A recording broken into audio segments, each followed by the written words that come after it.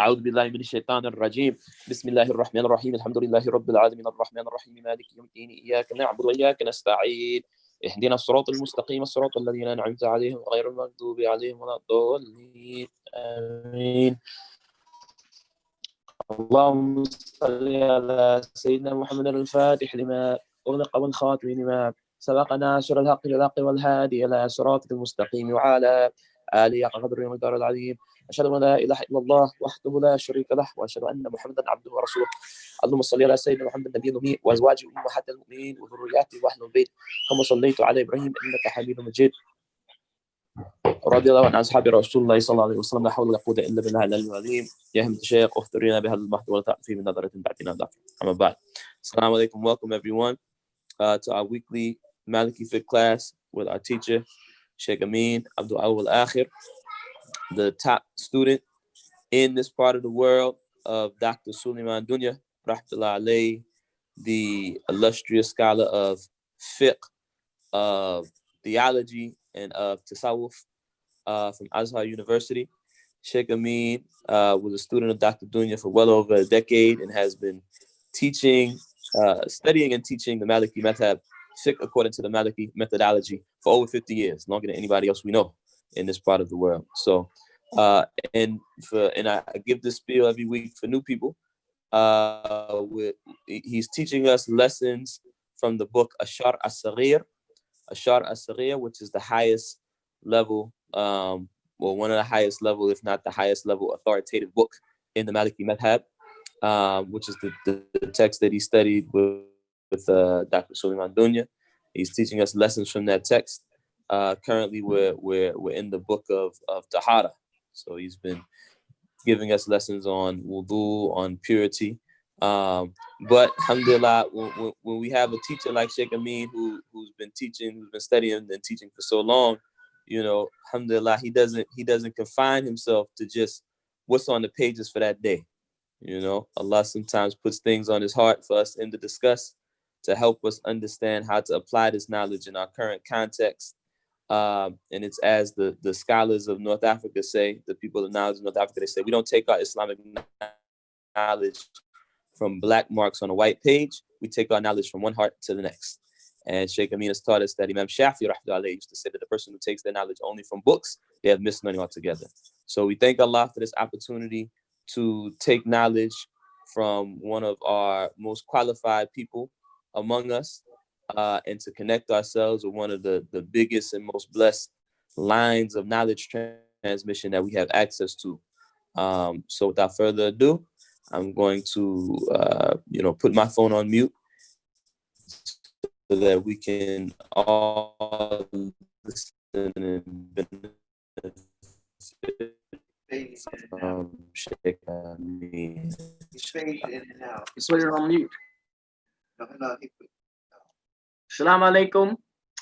A'udhu billahi minash shaitanir rajim. Bismillahir rahmanir rahim. Alhamdulillahi rabbil alamin. Wassalatu wassalam ala ashrafil mursaleen Sayyidina Muhammad wa sallallahu alayhi wa ala alihi wa ashabihi wa tabi'ina lahum bi ihsan illa yawmiddin. Allahumma salli ala Muhammadin an-nabiyil ummi wa azwajihi ummahatil mu'minin wa zurriyatihi wa ali bait kama sallaita ala Ibrahim innaka hamidun majid wa sallallahu alayhi wa ala alihi wa ashabihi wa sallam tasliman kathira. Anabad. So I think Dr. Habib Rasul for those very kind words. I personally don't think of myself in that way, but I thank him for those very kind words. As a matter of fact, I feel like all of the Muslims are better than I.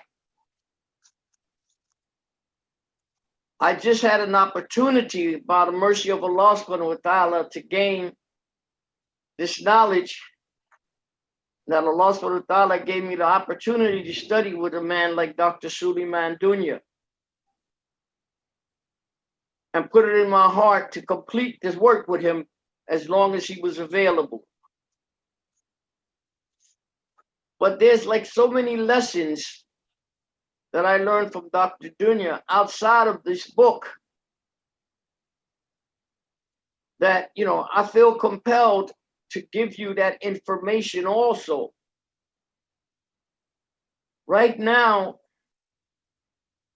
and I hope I don't hurt anybody's feelings when I'm giving this type of information, but I don't have a choice but to inform you that was a part of the agreement that I made with Dr. Dunya, rahmatullahi alayhi, was that my main purpose was to help the Muslims, especially the indigenous people, to gain their foothold in Islam here in America. There had never been a teacher of his magnitude, or at that time, any teacher of any type of magnitude that was available to the indigenous people. And he said that was one of the reasons he could have went anywhere to teach people, but he came here because we had never had anybody like that. In any case, his main thing for us was to stand up for ourselves. We used to always ask him, Sheikh Dunya, Ya Imam, lead us. He said, any place I go in the world, I become the Imam in that area, wherever it is, in any place in the world. He said, but I can't be your leader. He told me that the leader has to come from the people themselves. And he said, when you look for a leader, don't look for the people that are standing out front. And he cited a hadith of Muhammad sallallahu alayhi wa sallam, talking about the people that will come in the future. And the Prophet sallallahu alayhi wa sallam, he says something like, the best of those people in the future, the best Muslims will be the ones who often are sitting in the back. Often are sitting in the back as if they were hiding. And he said that when you search for your leaders, look for those people, not the ones who want to be the leader. And many other things he talked about in regards to that. So I think I have to tell you some things. Right now, it appears that we are very confused. Not quite as confused as we were in the past. We're doing much better. But we're still very confused because people are more intent on what they want than on following Allah subhanahu wa ta'ala's wants and desires for us. Like, they have a group of people called the Marines, the Marine Corps. And that Marine Corps has a particular way that they look at the work they have to put in. And they call it a spirit to corps. And basically what it means is that those people who are part of that group consider that the work of the group is bigger than the work of an individual. And because of their training, they lose that me philosophy. I philosophy. At one time, Dr. Dunya wouldn't let me say I in a sentence for months at a time. It had to be we and us. At that time, I couldn't really figure it out, but as time went on, I started to realize he was grooming me to help my people. Once I asked him, well, what can we do? What can I do, to help the people? What can we do to change our condition? And he said, each person, it starts with them. That each person have to put what Allah subhanahu wa ta'ala like ahead of what he likes. I don't know if you follow history, but in history, they have many talks, many hadith, many statements of Muhammad sallallahu alaihi wasallam that show that the group, Islam itself, is bigger than the individual. So one of our main problems, as I see it, is that we're so self-absorbed and greedy to be seen and heard and known and popular, or this is not the Islamic way. What a person should do is, as Hadrat Ali radiallahu ta'ala an, when he had the sword at the neck of the enemy and the enemy spit in his face, and all of the Sahaba would tell him, kill him, kill the enemy, kill the enemy. And he held his sword back. So at the end of the battle, Muhammad sallallahu alaihi wasallam said to him, why did you hold your sword back from that enemy? And Hadrat Ali radiallahu ta'ala said, because he spit in my face just before I was going to kill him. And I held my hand because I didn't know if I was going to kill him because he spit in my face or because he was the enemy of Islam. So this shows us that nothing is more important than the work of al-Islam. We are all mixed up. Our purpose, it should be, what does Allah subhanahu wa ta'ala like? What does he love?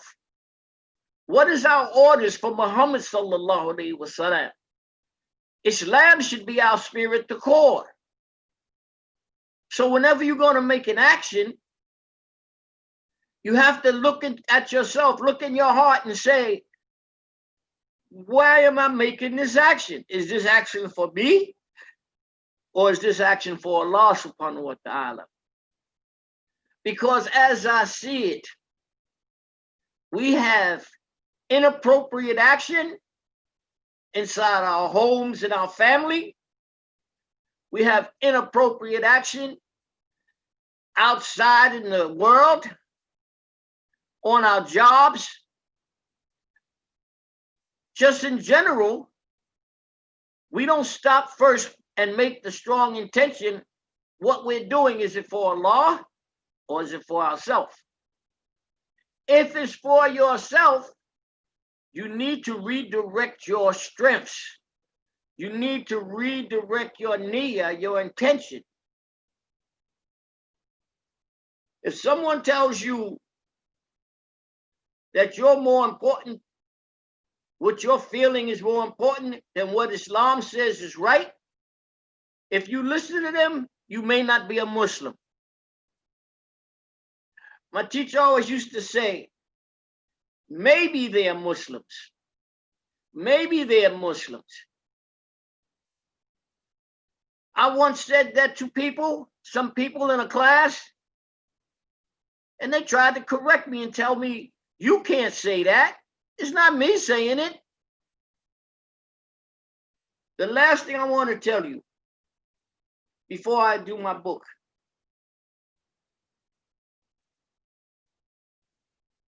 During the time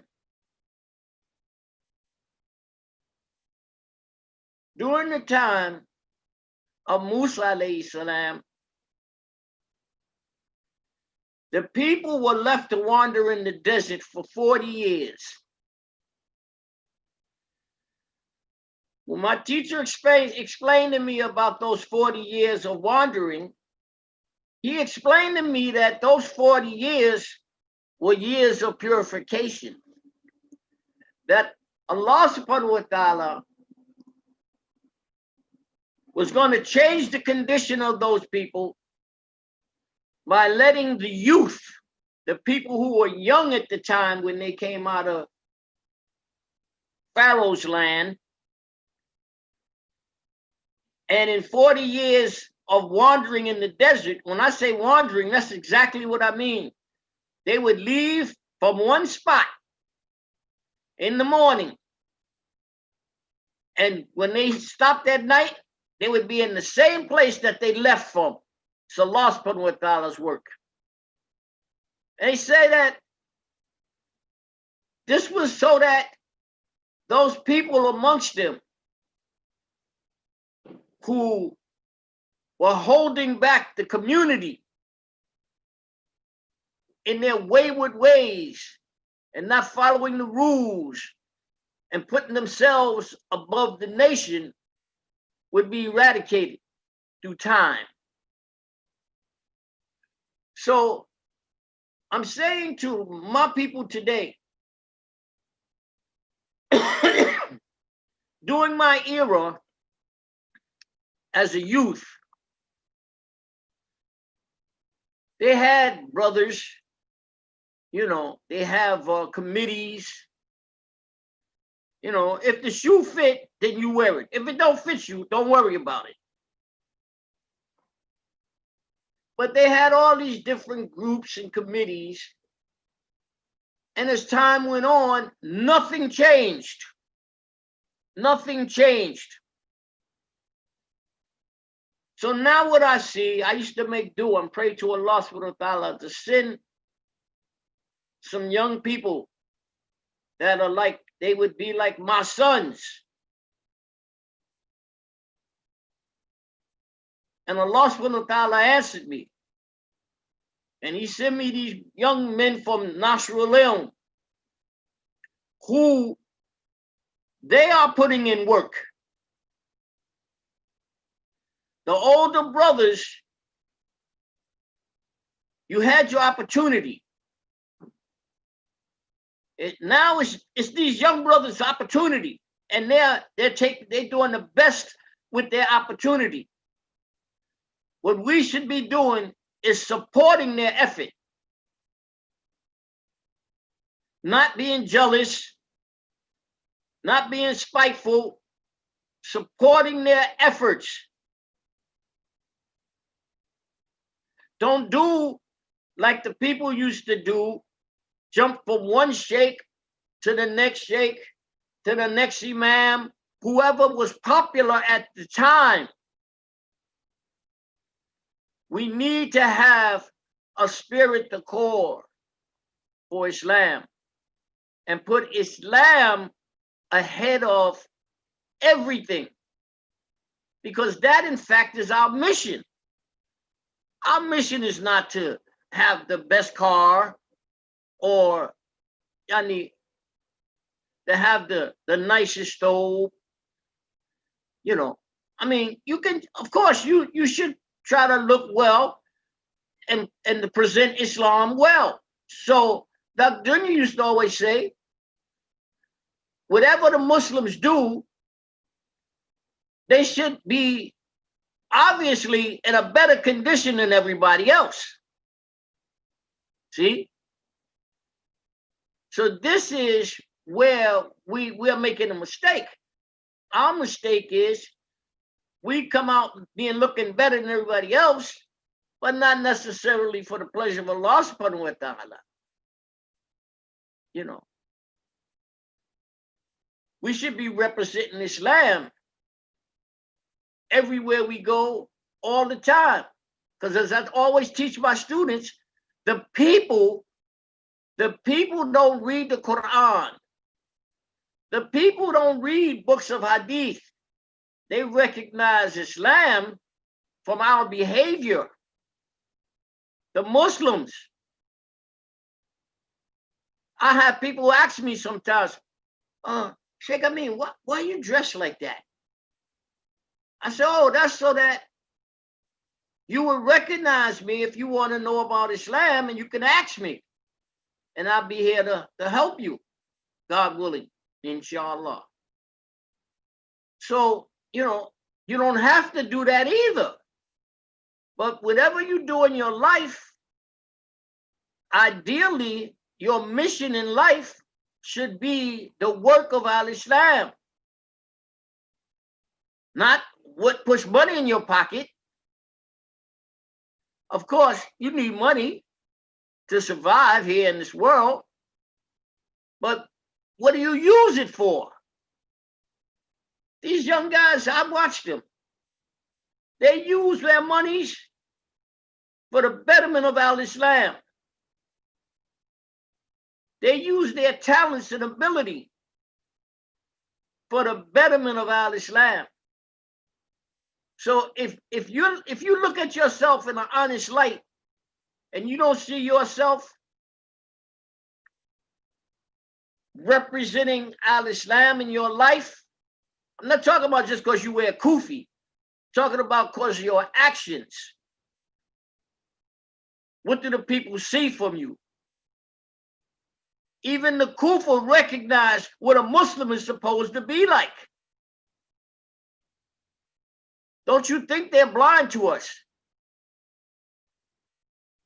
We are the representatives that are taking on the work of Muhammad sallallahu alaihi wasallam. So this is what I wanted to talk to you about. And you have to trust and have respect for these young men who are doing these things to present Islam to us. It's very necessary. This is not a mission that an individual can do. You look at the traditions in history. Something very simple. They asked Muhammad sallallahu alaihi wasallam about unity, strength of unity. He said, go there and take that branch off the tree and bring it here. And they did it, and he said, now break it. They broke it, and he said, now put it together and break it again. When they put it together, they couldn't break it the next time. So everything that Islam is about, it's about the unity of purpose. It's about the development of Islam wherever you are. And anybody who's doing the other things and thinking that they're doing Al-Islam, they're thinking that's in their imagination. See, there's a direct road. The book that we take this Shal Sagriya from, called the Muwatta, it means exactly that. It means the road most often traveled. See, people who want to make their own road, you don't have to follow that. And this is why education is so highly important. It's not enough just to make tasbih. You have to put your action, your words into action, as I see these young men trying to accomplish. Some of them, you don't even see them. They're behind the scenes, putting in work. Okay, I'm I'm happy to be able to give you that talk. I've done my responsibility because I don't want to have to meet Dr. Suleiman Dunya in the future. I mean, I want to meet him in the future. That, I know that if I can be with Dr. Dunya in the future, inshallah, I should be okay. But I don't want him to have to ask me, what did I think? What were you doing? What were you doing? See? So we put this work in so that when we meet Allah subhanahu wa ta'ala, we will feel comfortable by saying, I put in the work. Okay. Now I'm going to go to the fards of ghusl. And when it comes to this class, when it comes to me teaching these classes online, I don't know if you can really understand this, but this is not the same as when I sit down and teach classes in the masjid. See, this is just something to whet the appetite of the people who wonder, do they need education? Many people don't really think that they need fiqh. They think, it's okay, I'll be all right. I'll just read this book. Or I'll listen to my neighbor. Unless your neighbor is an alim, you got a problem. Because most of what people interpret in these books is absolutely wrong. They may have a general idea, see? But as Dr. Rasul say, Imam Shafi say, if a person think he's learning if he think he can learn from a book, he has missed learning. You have to have a teacher. I got my student, Haj Dawood. He explains that so nicely that when he starts explaining it, I stop and listen to him. See? The importance of education is beyond your wildest imagination how important it is. Okay. Right now I'm going to talk about what's fard in ghusl. Fard means obligatory. Of course, the niyyah, because in the madhab of Imam Malik rahmatu alayh, without niyyah, you have no action. Without niyyah, you have no action. So niyyah always has to precede whatever your action is going to be. The ulama say anything of importance in your life should start with Bismillahir Rahmanir Rahim. So we understand that to mean Bismillah should always be in front of whatever you're going to do with the niyyah for what the action is you're going to make.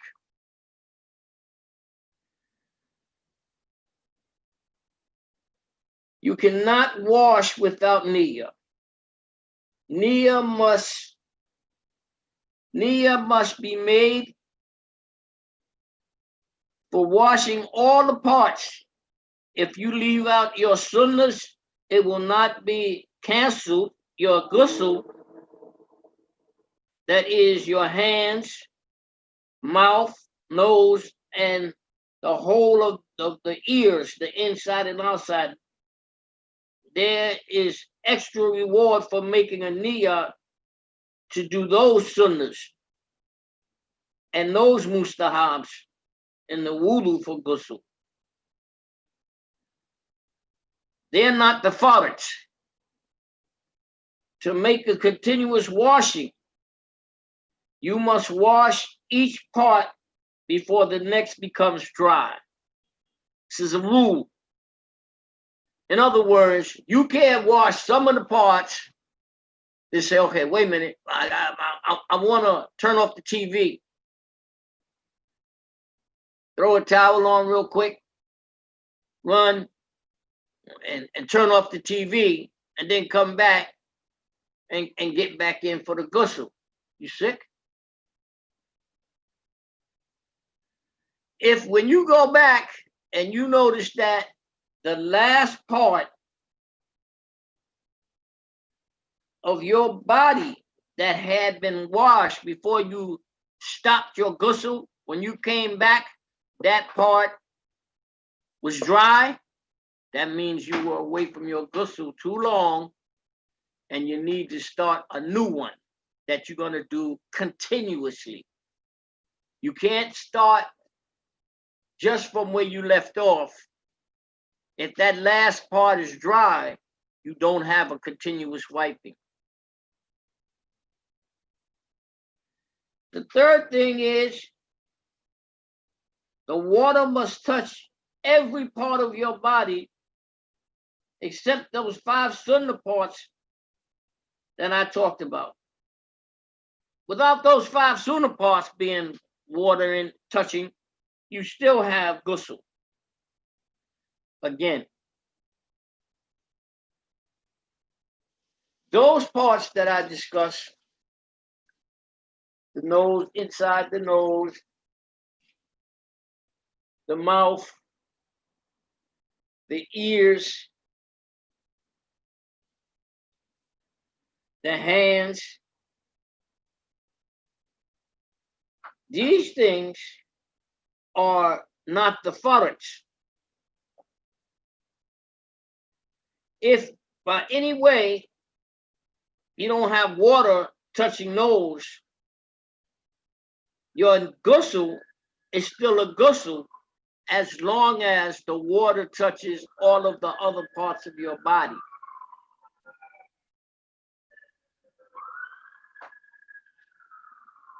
You must rub each part. In ghusl, you can rub one part of your body with another part of your body. It's very important that water touches each part. There are 2 sayings in the madhab. First, let me explain to you. If you can do like this, rub on the arms, each arm, you can rub with your wrist on the face. You can take your feet and rub on the other foot.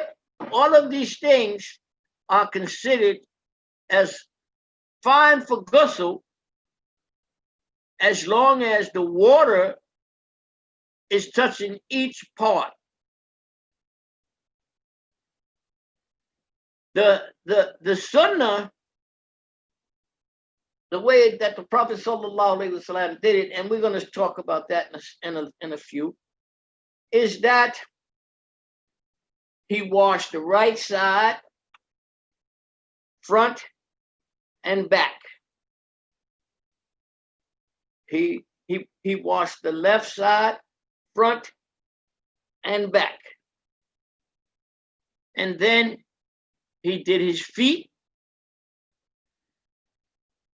and as long as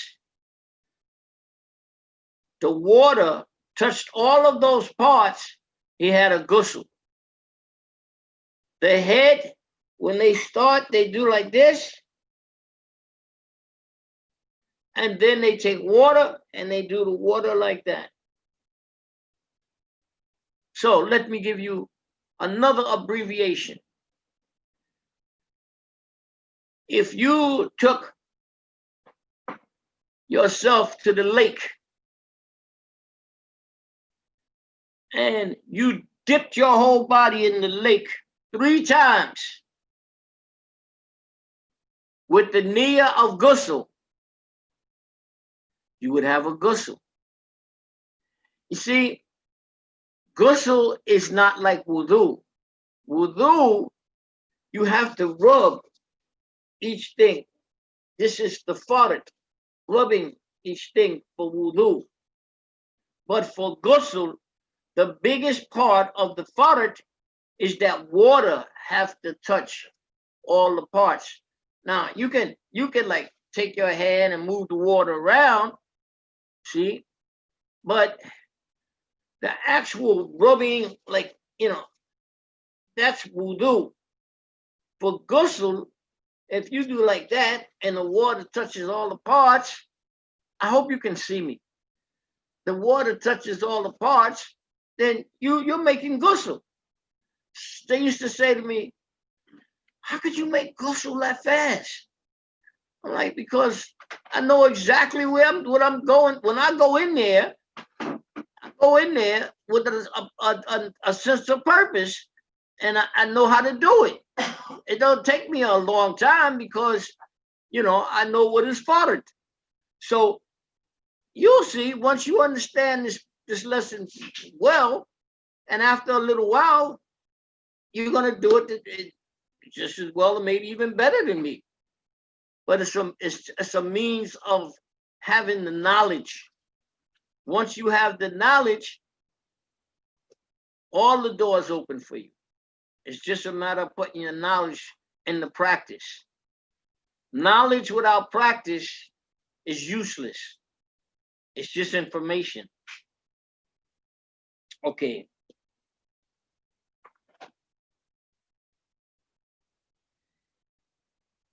If you expose your private parts to your wife while in ghusl, it's considered as makruh. If your wife sees your private parts while you making ghusl, it's considered as makruh. Not haram. Haram for everybody else, not for your wife or your husband. See? Haram for everybody else. Makruh meaning that, it's not a like thing, but if it happens, you don't have to cancel your ghusl and start again. It's makruh, not haram. Okay. But with anybody else, seeing your private parts, it's unlawful. It's haram alayh. It's completely wrong. See? Okay. The water must touch the hair and the scalp. And this is why they loosen the hair like this before they put the water on it, so that, it gives an area for the water to be able to touch through to the scalp too. Another thing that's very big, especially in ghusl, you must wash between the toes 3 times. You have to rub between them. If you use a bathtub to make the ghusl, then get right out. Don't stay sitting there. In other words, if you get in the bathtub and you're going to make ghusl, you can't make ghusl sitting in water that the water is going to become infected by its taste, color, and smell for you to be able to make ghusl. Ghusl have to be made with fresh, clean water. So if you sit in the bathtub long enough, call yourself making ghusl, the water is going to change, because whatever was coming, whatever is coming in contact with the water, if it starts to change those 3 things, the taste, color, smell of the water, then it's not considered as water anymore. It's whatever the thing is that is changing its taste, color, and smell. So Islam says, because we know that for sure, we shouldn't sit in water for a period of time so that the taste, color, and smell would change in the water. So if you want to just sit in water to relax, but you need to make a ghusl, then make the ghusl first. And then, once when Dr. Dunya was explaining this to me, there was another few people inside, and they kept asking, but Dr. Dunya, when we take a bath, are we making ghusl? So Dr. Dunya said, well, of course, but you can't stay sitting in the water. So a brother said, well, suppose you just You just want to relax in the water. So Dr. Junior couldn't understand what the heck he was talking about. He kept saying, "Excuse me?" And then he looked at me and said, "What does he mean?" I said, "Well, you don't exactly understand." He says, "What is that Jeep saying?" Oh, so Dr. Junior said, "Well, I don't know what you're thinking, but nobody sits in water without using it for ghusl. Nobody has that much water without using it for ghusl." He completely could never understand that theory, the American theory of sitting in the bathtub, for long periods of time. As far as he was concerned, it was like a big waste of water. But I'm an American. So I understand that, a part of our philosophy in life is that, we misuse things. We misuse the gifts that Allah subhanahu wa ta'ala gave us. And, because we're used to doing it, it's just a habit. It's like, nobody really thinks about that unless, you've been trained. But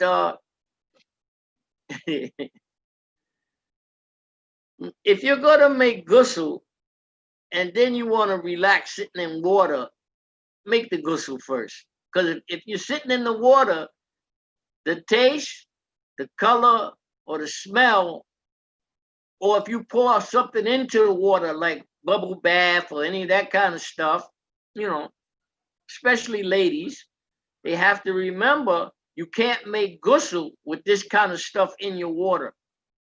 See? You can't make ghusl in water that has changed by its taste, color, and smell. Okay. Let me see.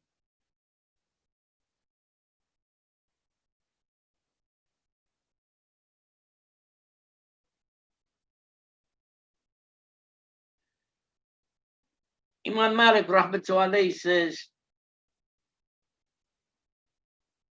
if you are Janub, that means that you have a physical, hadith akbar, something that makes you need ghusl instead of wudu. Like a person, like people having sex with each other and stuff like that, husband and wife. He says, if you're Janub and there is no water, you may make a tayammum. One should make a fresh wudu between each act of sexual intercourse. This is, it has different of opinion. The biggest opinion is that you should at least wash all people agree, all the scholarship agree, you should at least wash your private parts. Then some other big ulama say, and you should make a fresh wudu, in spite of the fact that you're still going to have to make ghusl. But this wudu is a prelude to the ghusl. So you get these sunnah parts wiped. It says, when you wipe yourself after the ghusl, this wiping is done one side first and the other side second, as the method for drying yourself. Also, in Al-Islam, when you dry yourself, avoid touching your private parts with your hand. Use something thick enough to keep the heat from your private parts so that you don't feel the heat. If you feel the heat in your hand when you're washing your private parts, then the thing you're using is too thin and you weren't being careful. So you broke wudu after just making ghusl. if that happens. So I used to ask Dr. Dunya, well, what thing do you wash first? What thing do you dry first? He said, you dry your private parts first. And then you dry the right side and the left side, and like that. The last thing you dry is your feet. He said that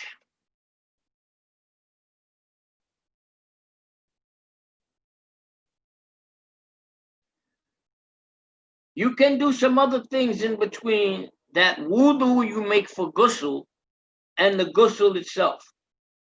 Once you have made that wudu with the niyyah that I'm making this wudu before I do the ghusl, if then you want to go turn off the TV or something and you come back, it's okay. Because that wudu of one wiping didn't go away. That wudu was, the niyyah was for the ghusl.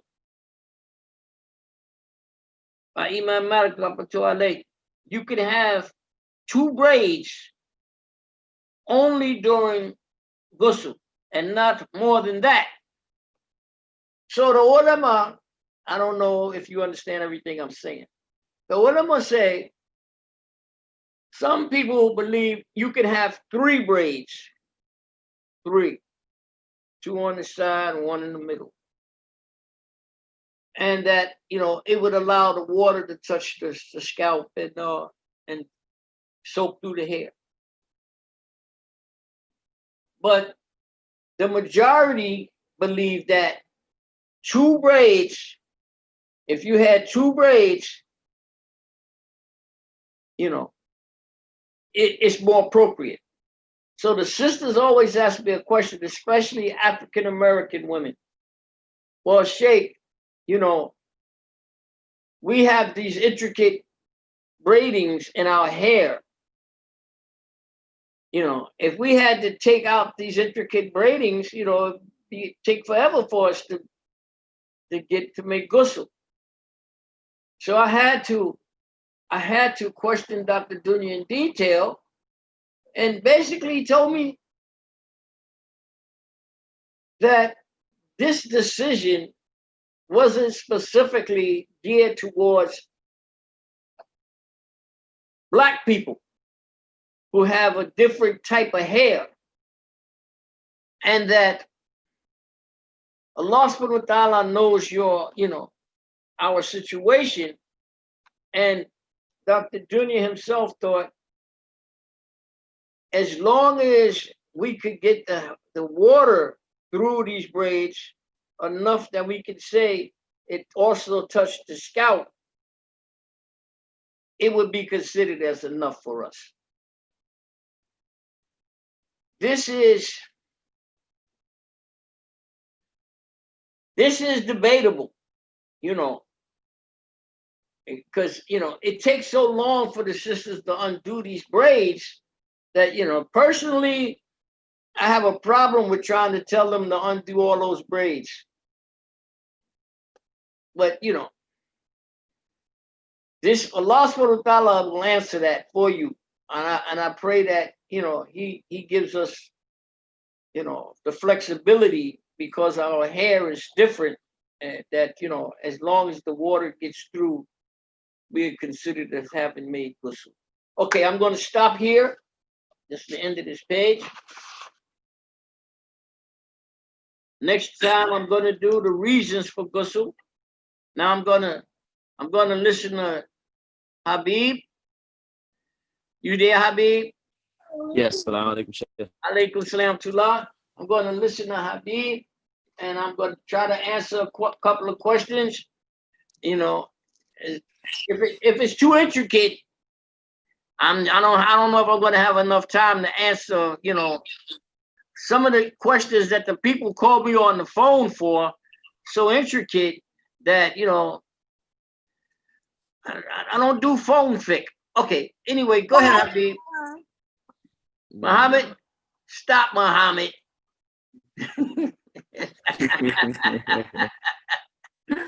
Okay. Alhamdulillah.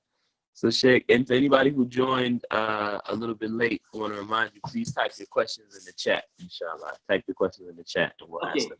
The first question we have, someone asked, does touching the private parts break wudu for sisters also?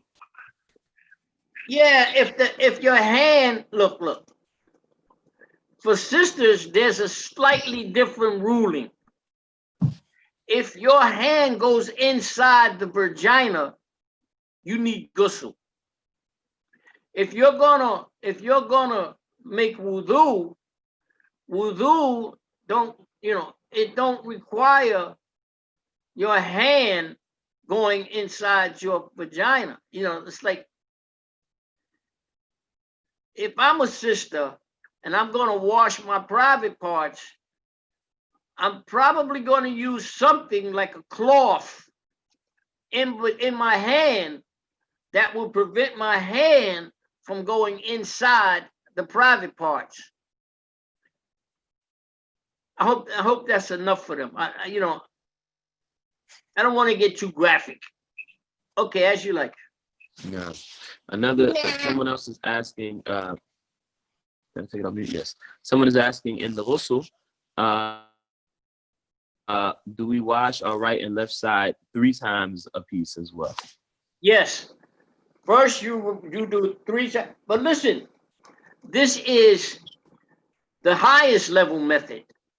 They got another method, as I told you about the person that just goes in the lake. Mm-hmm. He ain't washing a whole bunch of times. He just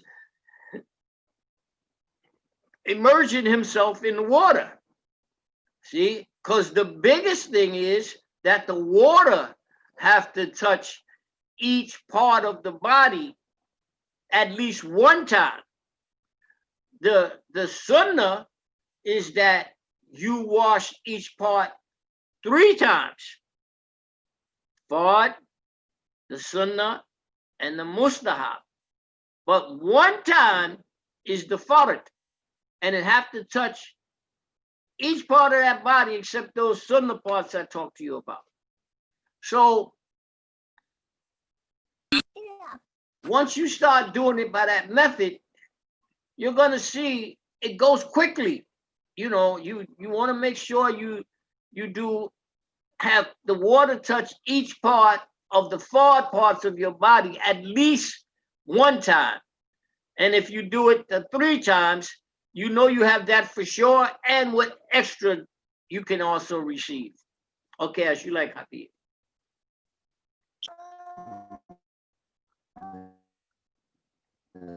So I have a question that someone asked a couple of weeks ago.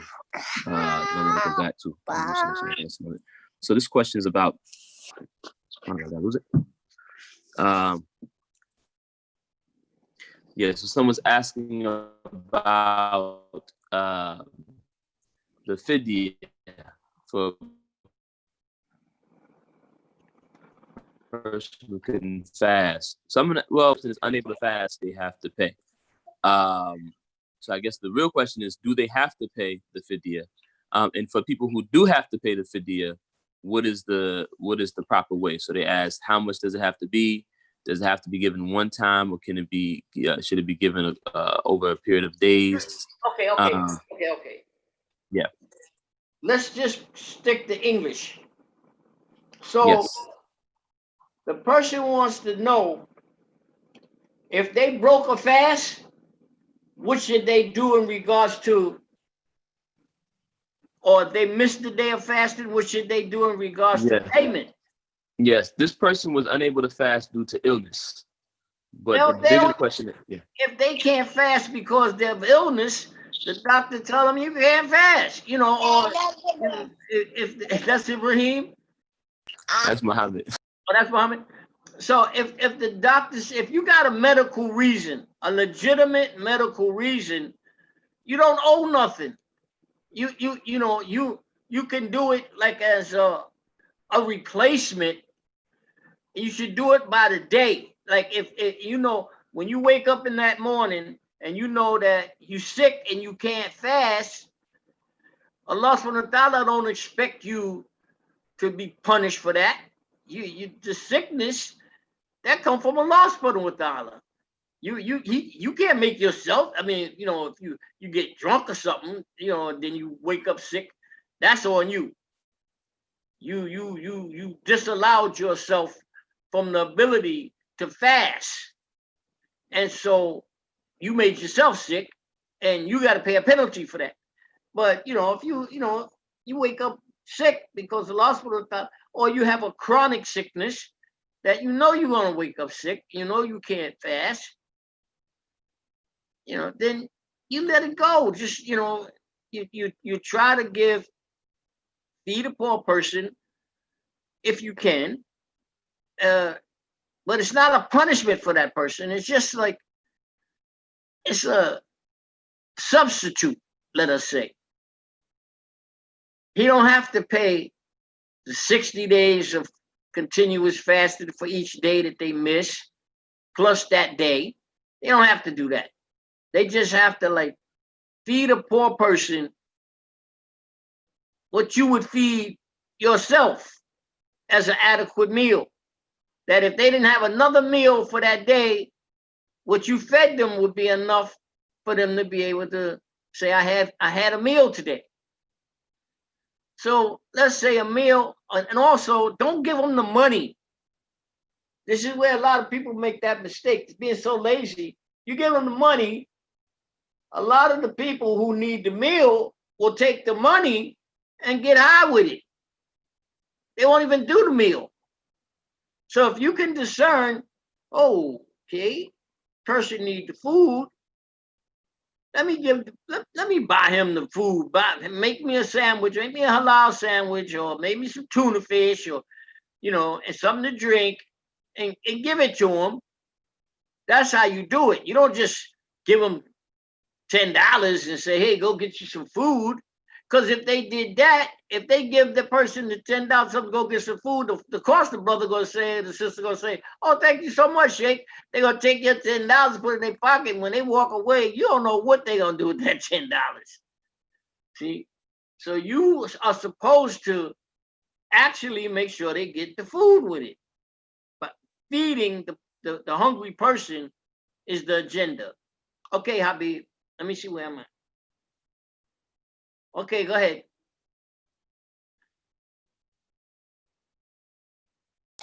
Alhamdulillah. And the last part of the question was just, does it have to be someone in their local area, or can it be someone else? Man, a hungry person is a hungry person. It should be somebody, hungry, somebody that needs food.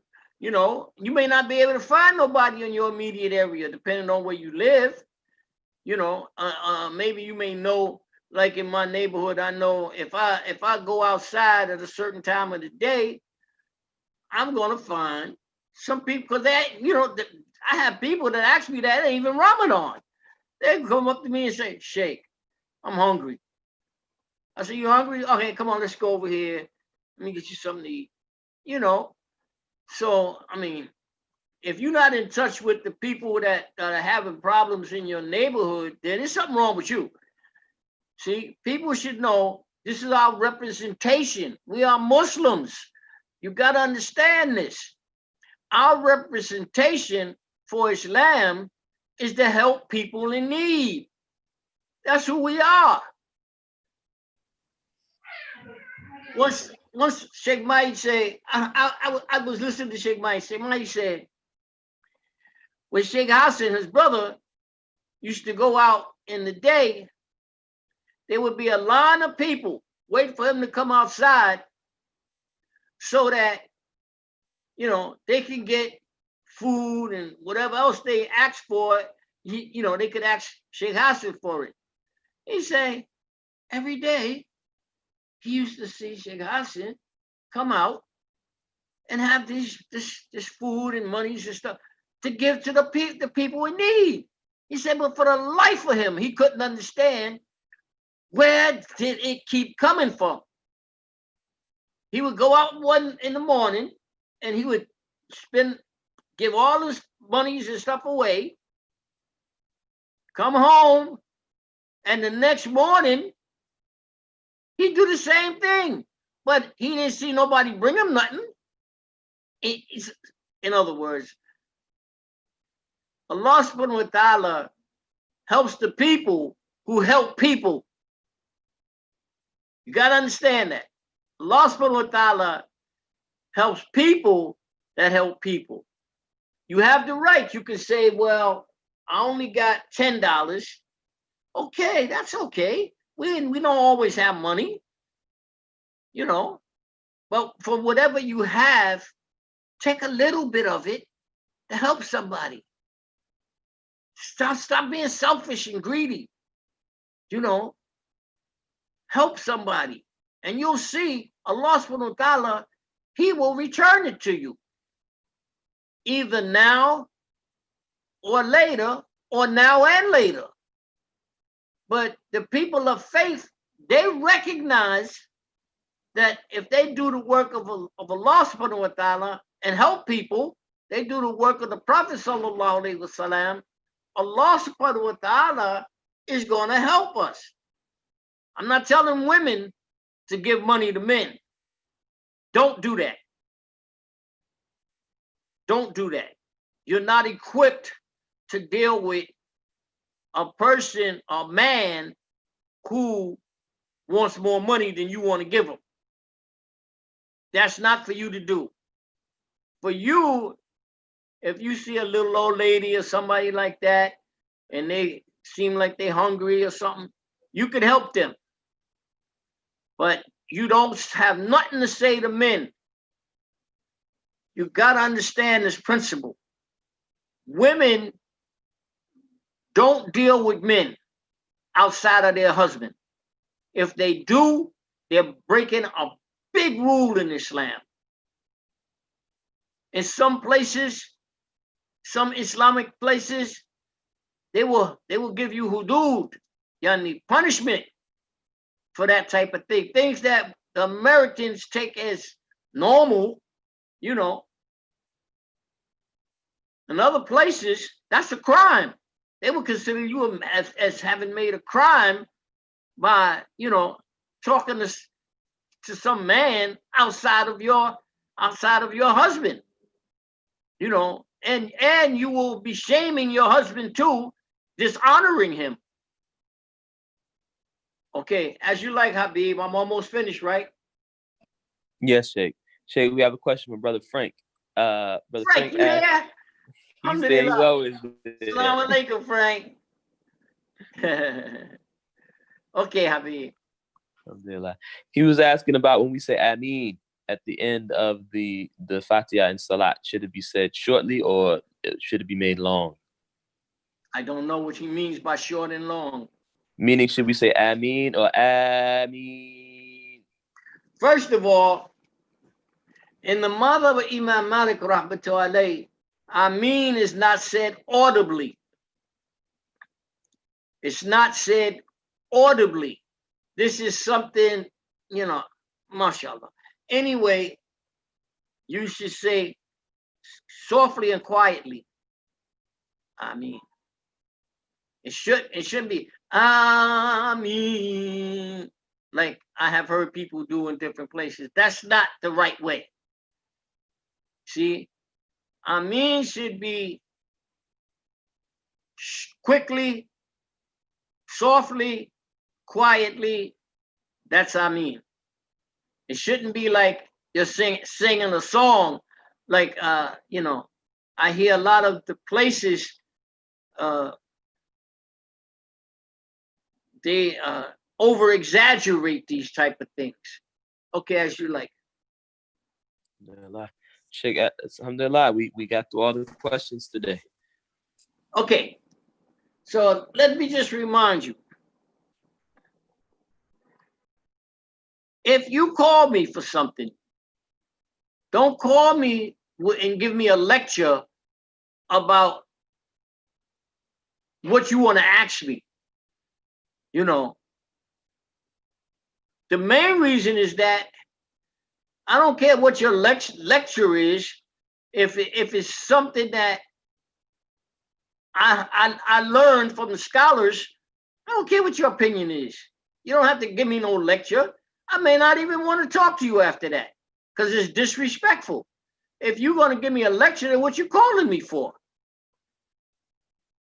Why waste my time?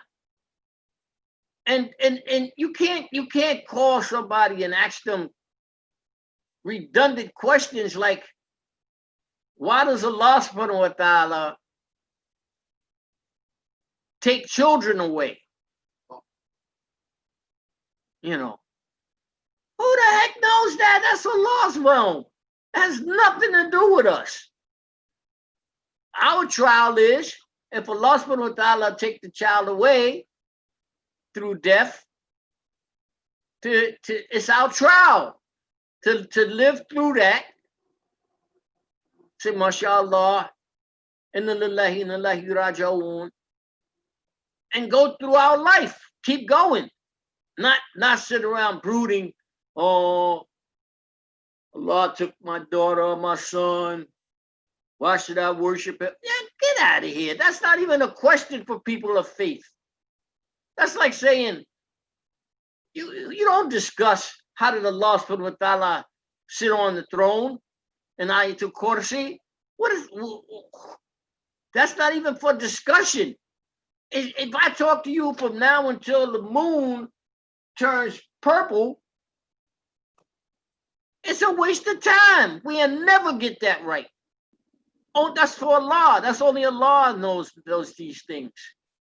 And if he chooses, when we meet with him, inshallah, he will reveal. One of the very important things of a person of knowledge is that they look forward to meeting Allah subhanahu wa ta'ala in a good condition and being able to get these answers and different things from Allah subhanahu wa ta'ala as a part of, the hard work that they put in to try to be good people, and he give them a reward.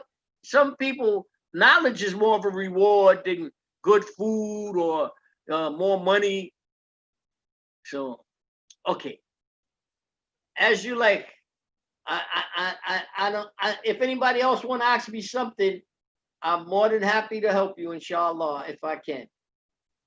And I just want to say, as a word of advice to everyone, if you have questions, the best thing is to ask it in this forum. I know sometimes we may feel like, well, we want to ask our questions privately, and you may go and call Shaykh Ameen. And there's some questions that may be reasonable to ask privately if it's your private business. But for the most part, it's better if you ask your questions in this forum, because it gives more respect to Shaykh Ameen's time, because this is the time that he has set aside to teach us. And two, it allows everybody in the community to benefit. So if you can ask your question publicly, please do so. This is the time to ask questions. Thank you so much. Because Dr. Dunya wouldn't let us do that. He would say, he wouldn't even, most of these type of questions, he wouldn't even answer those. He'd say, well, save your question for the class, because many times your question is more valuable to another student. He just can't think of that question at the time. So when you say it, it brings it back to his mind, and it enhances his knowledge because you brought the question out. So yeah, I agree with that 100%. But you also have to try to, just because we're all stuck in the house for the virus, don't mean that, you should just be, people call me just because, they're in the house and don't have nothing else to do. Because the same people, when the world is going at its normal pace, I'll never hear from them. So now that we're stuck in the house, it's like, okay, well, let's just call Shaykh Ameen. Come on, brothers, give me a break. All right, inshallah, is that it? Habib? Nah, Shaykh, I think that's it for now, Shaykh. Okay, so don't forget what I said. Older brothers that have been around long like me, you got a choice now. We had our opportunity. A lot of people didn't take advantage of the opportunity that was there for us. Most of it has to do with our own personal emotions about different things. Okay, so Allah subhanahu wa ta'ala sent us these young brothers that, they putting in work.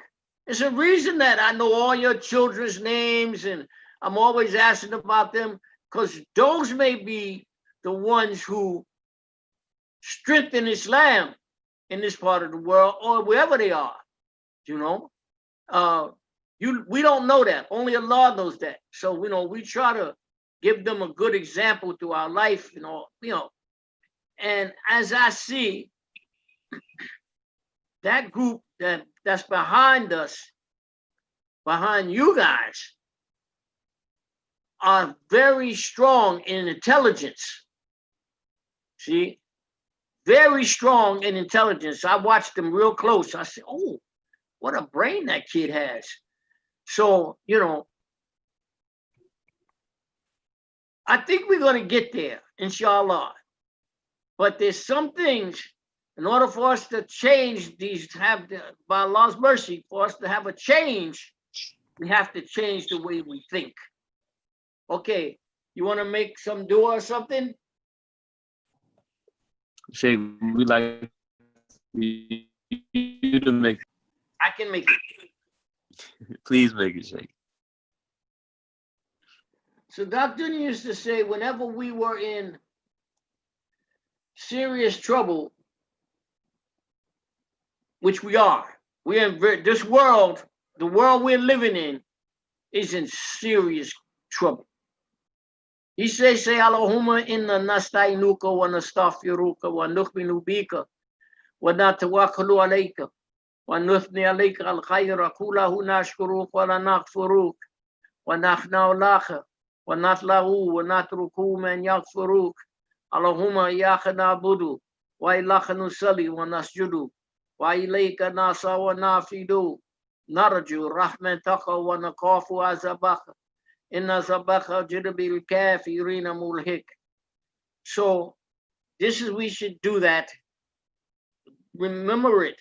It's called the Dua Qanut. Remember that. They have a lot of different ones, like, it's basically always the same, but they have some slightly different words and different ones.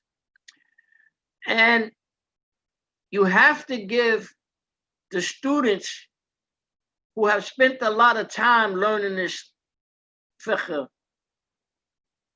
be patient and trust them. They're there to help. They're there to help the nation. And you don't have to just talk to me. You can talk to them too, because I think they have learned these lessons very well. So some of them, Abdullah bin Islam, Haj Dawood, Habib Rasul, these are all brothers that they can help you. Just, search them out too. And especially if you live in their area, you want to talk to them. If you, try to keep company with them, because they're not going to do bad stuff in front of you. I can guarantee you that. They're not, inshallah, they are not going to do bad things in front of you. And they're not going to let you do bad things in front of them. See, if you're talking too much, where you backbiting somebody, or you just running your mouth, they're gonna say, brother, I can teach you something about ghusl that Sheikh taught us, but he told us don't talk like that. Don't talk about people. Okay. I think I did my duty for you. Of course, Sheikh. Huh? Yes, Sheikh. Yes, Sheikh, you did. Allahumma inni as'aluka salaka minhu Muhammadin nabiyyuka sallallahu alayhi wa sallam. Wa a'udhu bika min kulli sharrin istataka minhu Muhammadin nabiyyuka sallallahu alayhi wa sallam. Ameen. Allahumma aghfir lana ma qaddamna wa ma akharna wa ma asrarna wa ma lana wa ma anta alimu bihi min nar. Rabbana atina fid dunya hasana wa fil akhirati hasana wa qina adhaban nar. Allahumma inni a'udhu bika min al-mayya wa mamat wa min fitnati al-qabri wa min fitnati masih al-dajjal wa min athab an-nar wa su'il masir. And don't forget, you got Imam Ahmed Abdul Salam is out there. Take advantage of him. You know, take advantage of him. He has the right credentials that can help people. Okay? All right. Assalamu alaikum. Wa alaikum salam. Thank you, Sheikh. Shaykh Ameen, Imam Ahmed is greeting you and making dua for you in the comments too. I know sometimes you don't see the comments, but Alhamdulillah. Alhamdulillah. Assalamu alaikum. Thank you for everything, Sheikh. Wa alaikum salam wa rahmatullahi wa barakatuh. Assalamu alaikum, everyone. We'll see you next week, inshallah.